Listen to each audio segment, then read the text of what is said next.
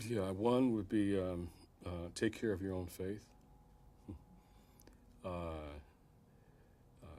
don't make your congregation a focus group for your own faith.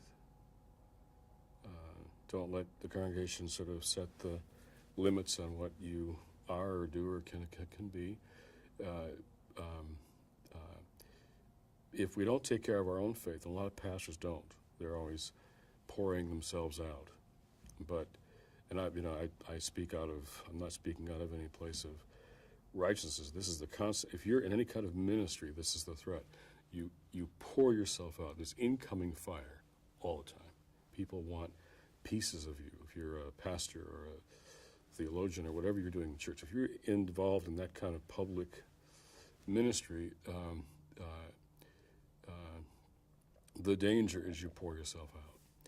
And so how do you take care of your own faith? That's the constant sort of, what's your own spiritual discipline? What's your own,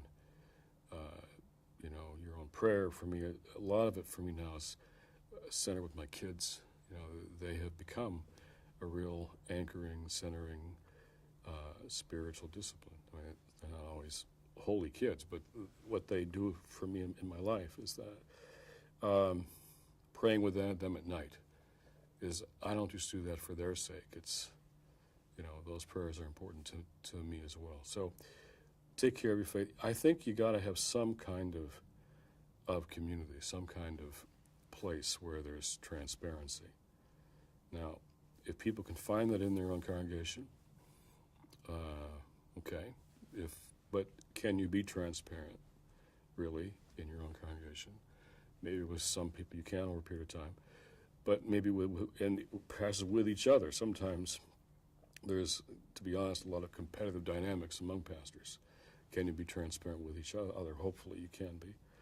But some place where you can be transparent with some other believers. And finally, I think you have to focus more on vocation than career. And they're not the same. And you can build a career in the church like anywhere else, the corporate, academic world, and you're always looking for that next career move. And vocation is not about, career is assembling your assets and putting them in a resume and setting them off and finding where you can start at the highest rung. My Harvard students, I teach there part-time. Harvard students, I think they deserve the fourth rung, at least because they're Harvard students. Vocation is more not summing your assets, but discerning your gifts. Your gift. What's your gift? People say, well, what do you lose time? What do you lose track of time when you're doing? What's soul, gut, heart stuff? What's down deep? What are you really good at? What we probably put on this earth to do. That's your gift. And where your gift meets the crushing needs of the world, that's your vocation, right there at that intersection. Your gifts and the crushing needs of the world, right there.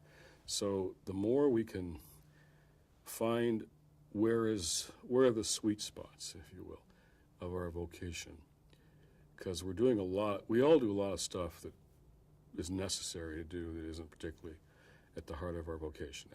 And few of us have the luxury not doing anything like that. For faculty, it's being on committees. So for pastors, it's administrative stuff or whatever. But knowing your vocation, trying to live as much as you can in the heart of your vocation, I think is worth trying to do.